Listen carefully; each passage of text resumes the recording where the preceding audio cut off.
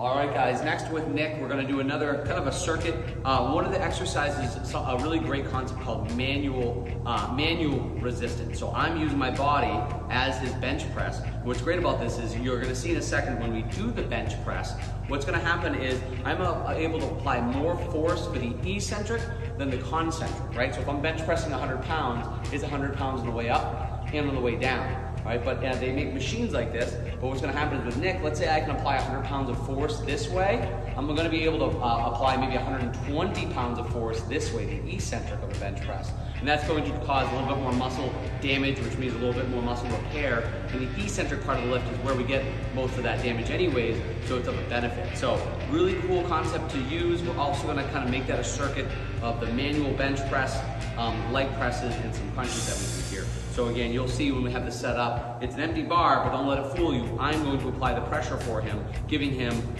let's say 100 pounds of pressure on the way up and hopefully 100 to 120 pounds pressure, just using random numbers on the way down here, showing that the eccentric can withstand more strength than the concentric, benefiting the whole exercise.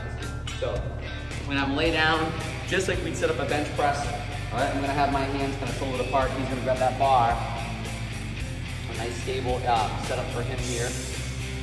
And then what I'm going to do is I'm going to make sure that I'm adding weight, so I'm pressing pretty much my whole body weight, or whatever he can withstand. And the way down, he's going to fight me even harder, and I'm going to try to come down. Good. And we're going to do that. I'm going to fight it to his limit. So every rep is like a 1 rep max on the way up and on the way down, versus it just being a fixed weight. There you go. And again, I'm pushing down extra hard, giving at least a 20% more effort on the way down versus the way up. And as he gets more tired, I can also let up. So obviously his 8th or 9th rep is going to be a little bit more fatigued than his 10th rep. So maybe I'm only applying 70 pounds of force, but I'm still able to provide almost that whole load on the way down. This will be our last rep. Boom. Good. Awesome. Good. And we're going to go through the circuit, but that's a great technique. Can be done with really any exercise. If you have that manual therapy or manual resistance. And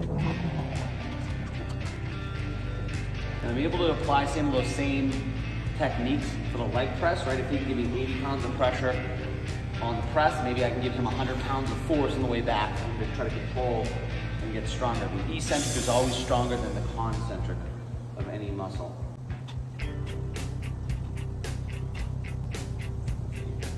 One of the core exercises we have in the tool bag, I guess, we're kind of an alternating oblique crunch or a Russian twist kind of variation here. We're going to crunch up a little bit first, then he's going to try to reach towards his knees on either side, just trying to hit something that's a little bit more cross-sectional versus just this linear crunch motion here. So we'll do about 20 per side or so.